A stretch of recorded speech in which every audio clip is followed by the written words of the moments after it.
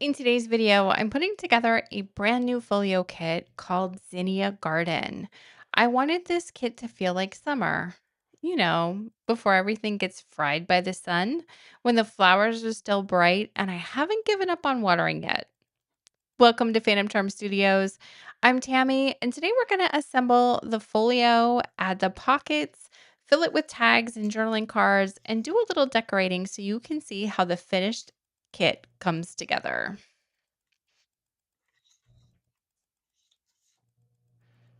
Zinnia Garden is now available in our Etsy shop if you want to make one too.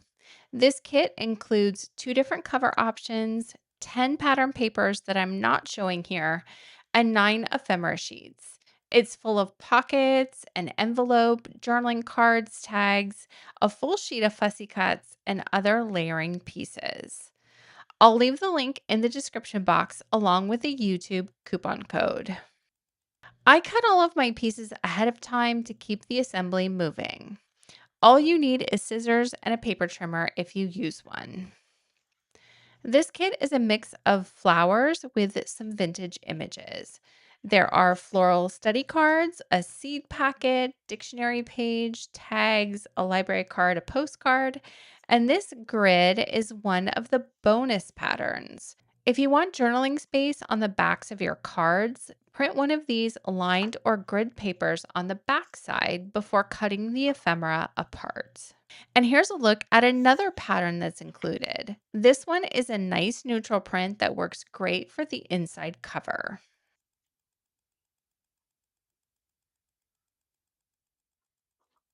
The first thing I want to do is prep the cover. This folio looks like it has a lot going on, but the structure is very simple. If you can fold on a line, glue a pocket, and tuck in a few cards, you can make this too. This one measures 4 inches wide by about 7 inches tall, so the cover fits on a regular letter size paper. If you're new to digital kits, these darker lines on the cover here indicate where to fold.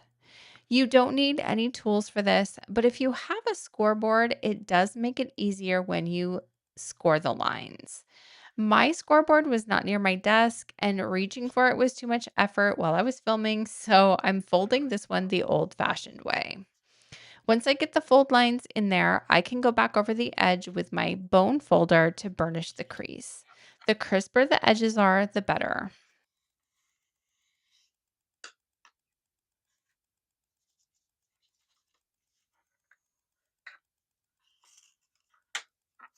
I ink almost everything because I like the definition it gives the edges, but it's completely optional. If you like a cleaner, brighter look, skip the ink.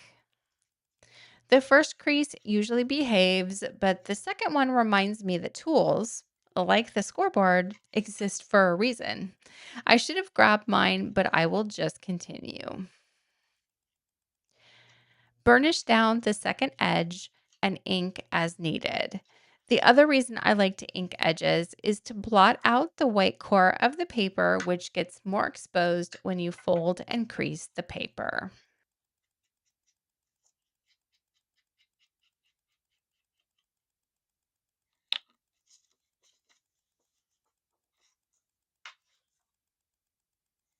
Now I'm doing the same thing with the flap side, folding on the crease lines to add the 1/4 inch spine. That is all we need to do to get the cover ready. You do not need to ink the folds on the inside of the folio if you don't want to. I will ink these because it's easier for me to see where to put the pockets on camera when I can actually see these spines.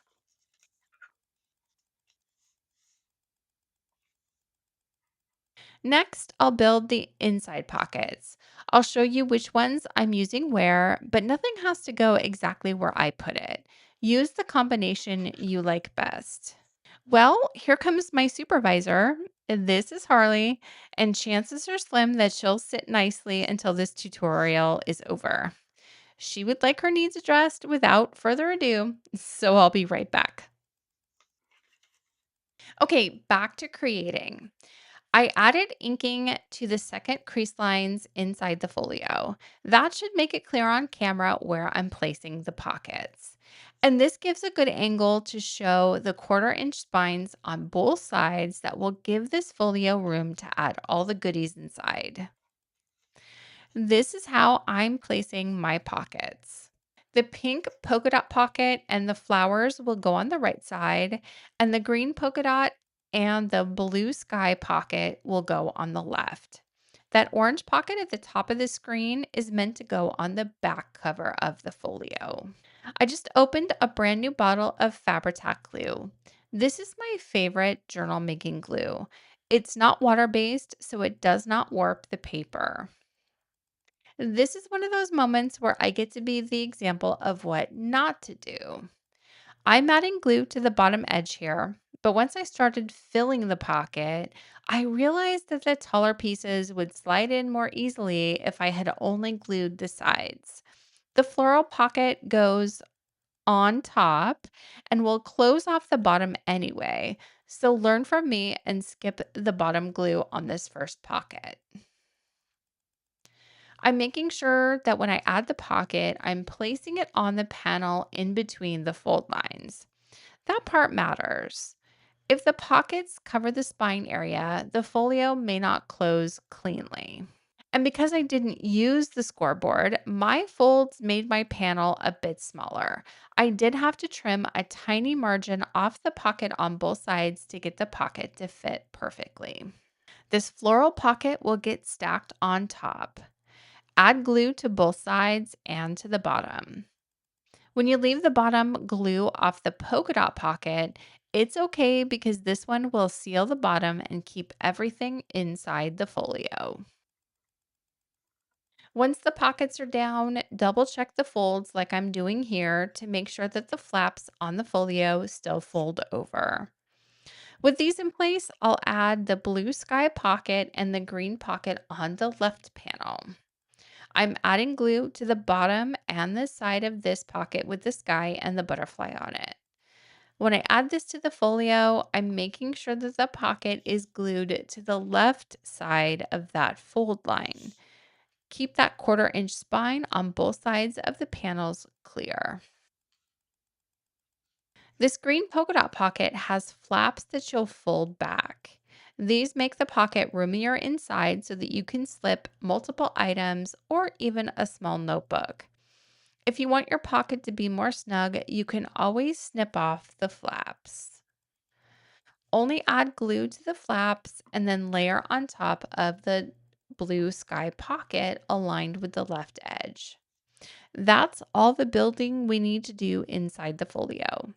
Each side has a double layered pocket ready for the cards and tags and ephemera. The remaining pocket is meant for the back side of the folio, so I will add that one next.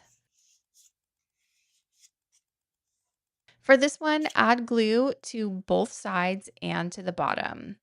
Align this pocket with the bottom edge of the folio.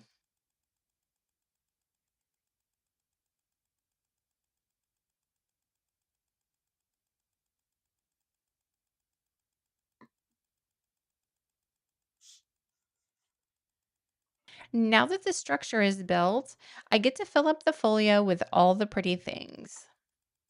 The first thing I want to do is put the envelope together. It's one of my favorite pieces because it gives you a place to hide the smaller cards and bits.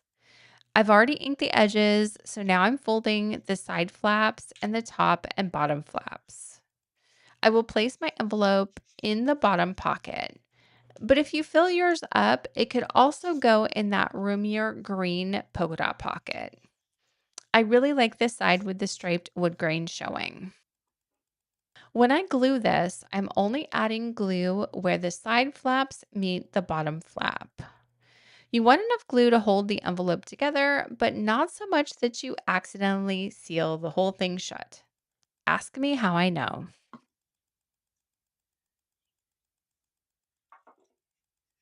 To keep the envelope closed, I'm adding this small ephemera piece.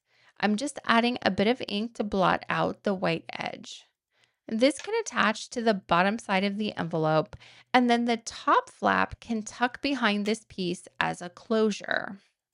I'm adding glue to the bottom edge only, keeping the top free. The piece I picked is almost too small though. It works fine, but I will struggle to slide the flap under that small oval. There are larger circles or even one of the larger fussy cut shapes that would have worked just as well.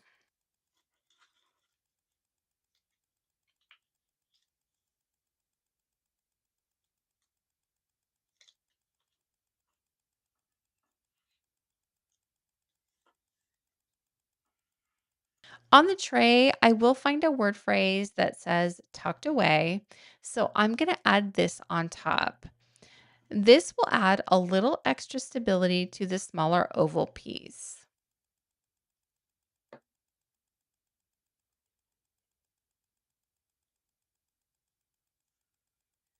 And back on the tray, I also pull this hummingbird fussy cut. In the same fashion, I'm adding glue to the top half of the hummingbird and we'll glue it to the top flap to give it a little bit more decoration.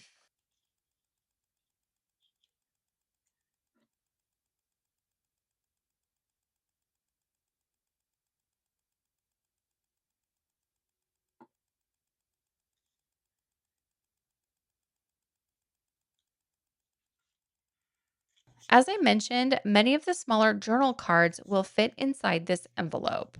I've pulled a few here and will layer them inside to show you how this might look.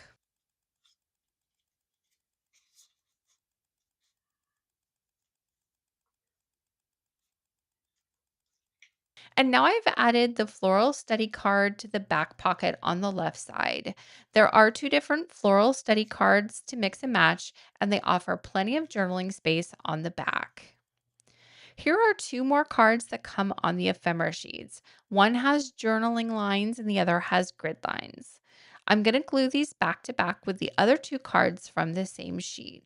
One of them is that Zinnia card. And there's a tab with a butterfly on it that I'm searching through all of the ephemera to find. Before I forget to mention it, I printed both my folio and all of the ephemera sheets on premium cardstock from Pen and Gear. I buy that paper at my local Walmart. I like the quality, I like the smoothness of the paper, and how the paper feels once these images are printed on them. And it holds up well over time. The colors come out great and they don't fade.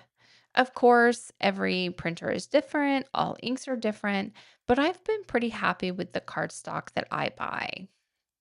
When it comes to these folios, I do not print anything on regular copy paper. If that's all you have, use what you have. But if you can, print the folios and the ephemera on cardstock. Cardstock is sturdier and will hold up to the repeated handling, the opening and the closing, and adding things over time. I glued my Zinnia card to the grid card, and now I'm going to add that butterfly tab on top. This will fit over the top of the card and show on both sides.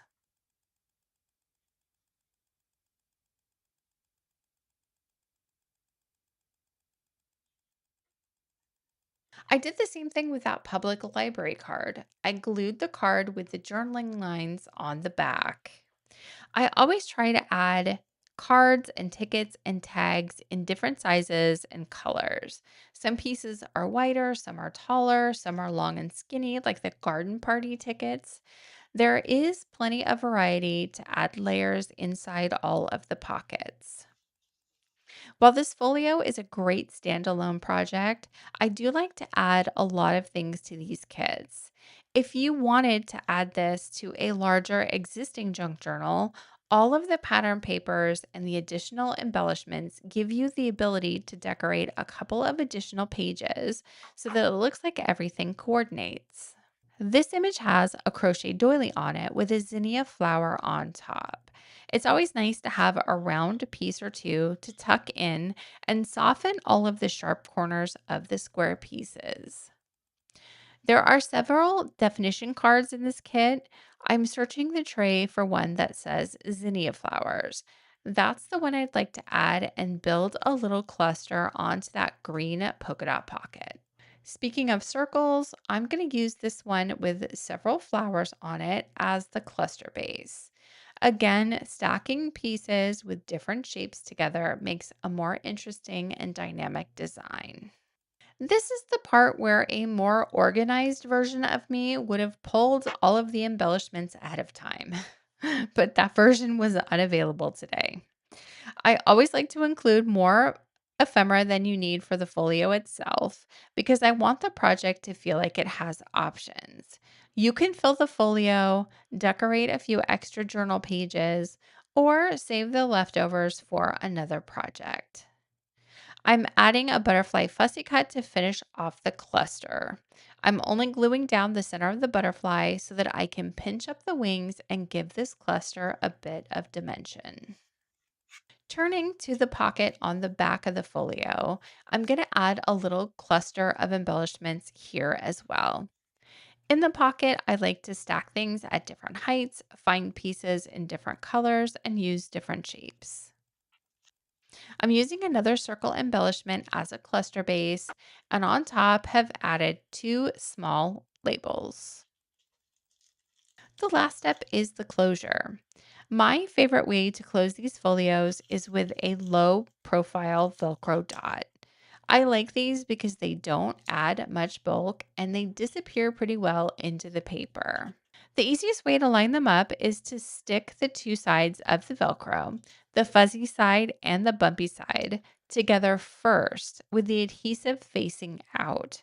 Then place one side on the flap, close the folio, and the other side lands exactly where it needs to go. No measuring, no guessing, no needing to redo it. Dollar Tree sells larger Velcro dots. They would work as well. You could also tie a ribbon or sari silk around the folio, your choice. If you want to make this folio, the kit is available now in our Etsy shop, and I'll have a link and coupon code in the description. Let me know in the comments if you like folios like this or you'd like to see more ways to use them inside larger junk journals. I'll be back soon with a travel journal project just in time for travel season. Thanks so much for crafting with me today, and I'll see you in the next video.